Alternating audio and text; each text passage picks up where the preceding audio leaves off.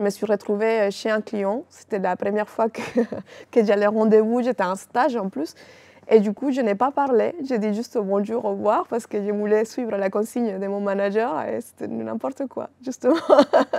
Mais bon, ça s'est bien passé quand même.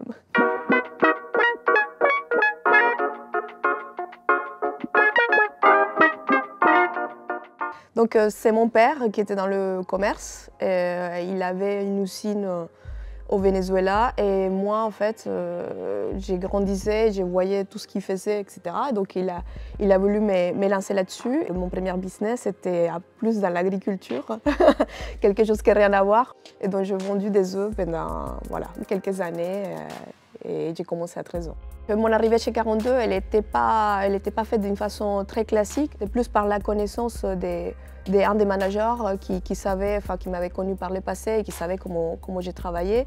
Et, enfin, tout de suite, on m'a mis à l'aise, on m'a mis en confiance, on m'a donné les clés de la maison et puis voilà, depuis je suis là. Aujourd'hui, le recrutement qu'on fait chez 42, c'est un recrutement de qualité. On se base sur les compétences. On cherche avant tout des êtres humains, des personnes, des personnalités. Enfin, les compétences, c'est une chose, la personnalité, c'est une autre. Il faut que ça matche. J'ai rencontré des très belles personnes qui m'ont marqué, qui m'ont accompagnée. J'ai des personnes même qui ont devenu mes amis au cours des années, qui m'appellent encore pour dire voilà, qu'est-ce que tu fais, qu'est-ce que tu deviens. Bien, on travaille ensemble. Donc ça fait très plaisir. C'est l'humain avant tout, donc ça me fait énormément de joie de garder du lien avec les consultants avec qui je travaille ou que j'ai pu travailler par le passé. Consultant qui m'a marqué, il s'appelle Sébastien. C'est mon premier consultant que j'ai signé dans le domaine de la finance. Et du coup, bon, c'était un profil dit parfait.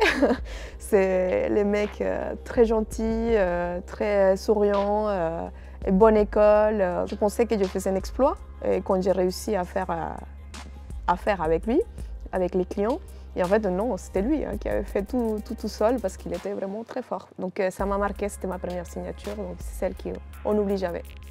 Pendant le premier confinement, et du coup, une association qui s'appelle Refetorio, qui est à Place de la Madeleine, a lancé un appel au bénévolat pour préparer à manger pour les personnes en précarité. Et pendant plusieurs semaines, voire un mois et demi, j'ai préparé à manger avec un chef. Je pensais que c'était important de donner un peu du temps de soi pour les autres. Je suis très fière de cette histoire.